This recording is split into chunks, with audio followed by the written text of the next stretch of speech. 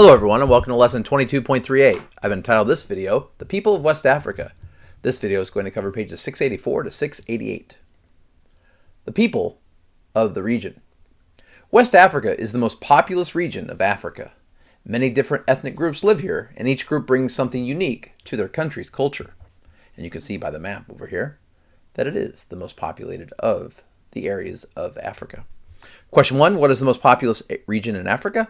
West Africa. Ethnic groups. European countries that carved up Africa to add to their overseas empires had their own reasons for setting colonial borders where they did. They did not consider the borders of the different ethnic groups of the Africans who already lived on the land they colonized. As a result, the European colonies in Africa contained populations that were ethnically diverse. When African countries declared independence, the new national borders closely followed the old colonial borders, preserving that diversity. Establishing a sense of national unity is difficult, however. Many people have a stronger identification with their ethnic group than with the country they live in. For example, the Hausa are citizens of Nigeria, as you can see on the map up here. But many feel closer ties to the people and culture of the Hausa than to the country of Nigeria. Another factor working against national unity is that a West African ethnic group does not typically live in only one country. Some Yoruba people, for example, live in Nigeria. Other Yoruba live in Benin. No matter where they live, the Yoruba feel a closer connection to other Yoruba people than to Nigeria or Benin. Question 2. Why were European colonies in Africa so ethnically diverse? Because the borders were made by European powers that didn't care about the ethnic groups. So the lines that they drew had it didn't follow the ethnic groups of Africa. Question 3. What are two reasons why it's hard for African countries to establish a sense of national unity? Well, number 1, people have a stronger identification to their ethnic group than to the country they live in. And secondly, these ethnic groups are often spread throughout several countries, and so they care more about their own ethnic group than the borders that have been established by the world's powers as far as who lives where. So it's hard for them to feel a strong sense of a country's unity when they are more into their own people, their own ethnic group. Languages. When West African countries achieved independence, the majority held on to the European language that they had used most in business and government during the colonial period. The European languages, English, Portuguese, and French, became the official languages of West African countries. In some cases, Arabic is also an official language. Most ethnic groups retain their traditional languages, and many use that language more than they do the official European language. In some places, European and African languages have intermixed to form a pidgin language. A pidgin is a simplified language used by people who cannot speak each other's languages, but need a way to communicate. Sometimes two or more languages blend so well that the mixture becomes the language of the region.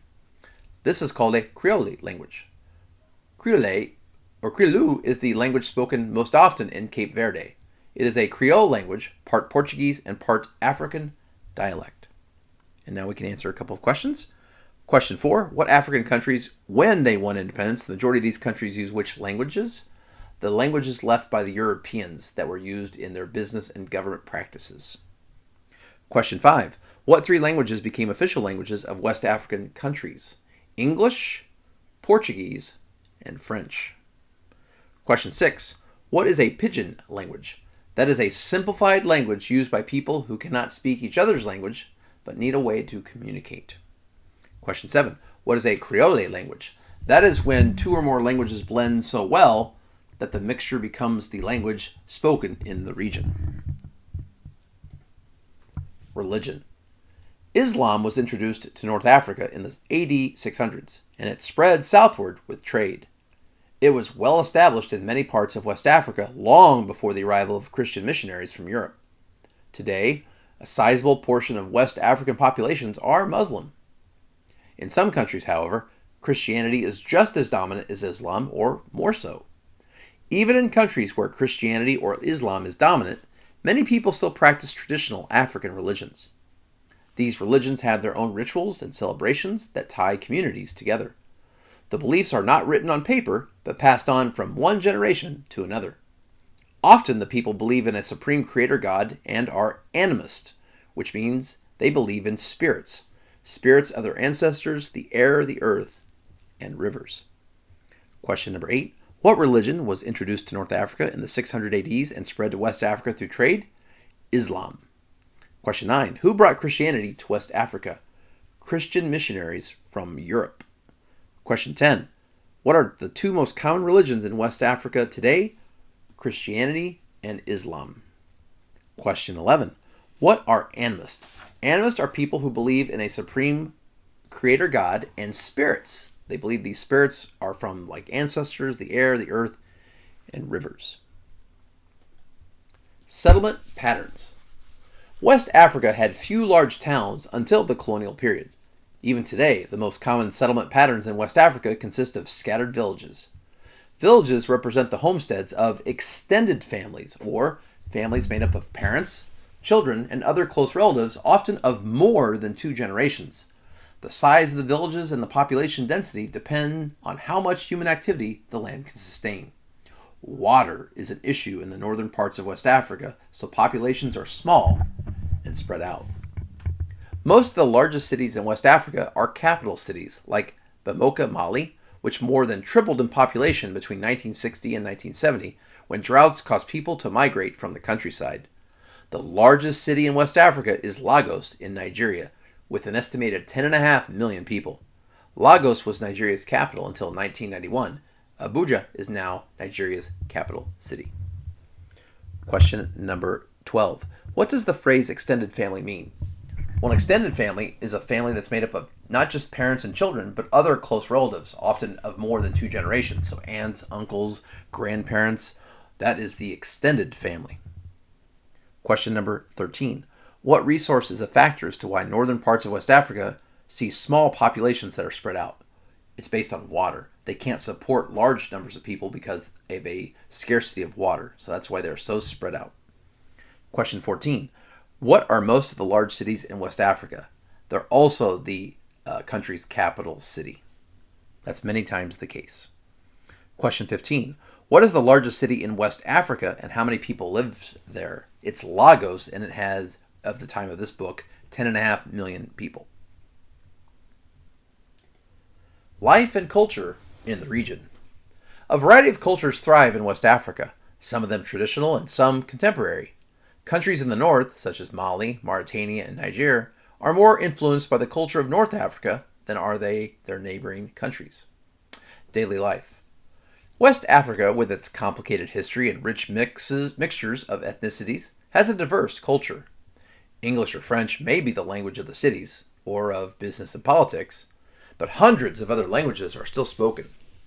People in cities are more likely to wear Western-style clothing and to live and work in Western-style buildings. Far from the city, many people retain the traditions of their ancestors. These people are more likely to wear traditional clothing. Life in rural villages is built around the extended family. In cities, the nuclear family, parents with their children, is the more common family structure. City dwellers are far more likely to deal with a wide variety of people over the course of a day than are rural dwellers. Capital cities teem with people from different ethnic groups, races, and countries. They are more likely to speak the official language because that is the language they all have in common. In rural areas, ethnicity and tradition are still important. Devotion to traditional values keeps those languages and cultures alive even as the country is changing. The downside is that ethnic pride sometimes results in conflicts between neighboring ethnic groups. Question number 16. How is the clothing different for people living in urban areas compared to people living in rural areas in West Africa? Well, people that live in the urban areas, the big cities, are more likely to wear Western-style clothing. It would look more like what we wear in America. People living in the rural areas tend to be wearing the more traditional clothing of their ancestors. Question 17. What does the phrase nuclear family mean? Well, there's a picture here that does a great job of explaining it. The nuclear family is basically the mom and the dad and the children. So basically, this close-knit family is the nuclear family. Versus, from the previous slide, the extended family is also the aunts and uncles and grandparents and cousins. So you have a difference there. The nuclear family tends to be the structure in the big cities in West Africa. The extended family tends to be the way that the people in the rural areas live. Question 18. What are a couple ways in which those living in urban areas live differently than those living in rural areas? Well, I just gave one. Rural areas tend to have the extended family. Urban areas tend to have the nuclear family. Secondly, people that live in the urban areas have more contact with different ethnic groups, races, and countries. Therefore, they're more likely to speak the official language because that's the one that everyone can agree upon. Where in the rural areas, they tend to speak the language that they grew up with, their ethnic group, and traditions have been around. The arts. West Africans have created numerous unique and important works of art in many artistic fields. Traditional artworks such as carved masks from Nigeria and Sierra Leone are world famous, as pictured here. Another well-known traditional art form is kente, a colorful hand-woven cloth from Ghana, which is pictured bottom right. One of West Africa's most important artist figures is the griot, a musical storyteller who is part historian and part spiritual advisor. Dance is the most popular form of recreation in West Africa. Workers use dance to celebrate their skills and accomplishments. Professional guilds have their own dances. Dance is used for its healing qualities, but people also dance to popular music in clubs. West African music blends a variety of many sounds, combining traditional and modern instruments. The Arabic influences of North African music mix with the music of Africa south of the Sahara, as well as with American and European rock and pop music. West Africa has produced some of the world's finest writers. The most widely read of all African novels is Things Fall Apart by Chinua Achebe of Nigeria. Senegal's first president, Leopold Senghor, was a famous poet and lecturer on African history and culture. And now we can answer the final questions. 19. What items from Nigeria and Sierra Leone are world famous? They're known for their artwork, like their carved masks. Number 20. What is kente? That is the colorful hand-woven cloth that you see here that people from Ghana wear. World renowned. 21. What is a griot? That is an artist figure. They are a combination of musical storyteller, part historian, and part spiritual advisor. And 22. The most popular form of recreation in West Africa is dance. They use dance for a variety of things, as I read. Well, thank you so much for watching. Before we go, I don't really have a meme this time, but I have a showing of the different flags of West Africa. I thought this was really neat to see how their flags are symbolic in both color and design, and certainly notice a lot of green in the flags of Africa. Well, thank you so much for watching, and have a great day.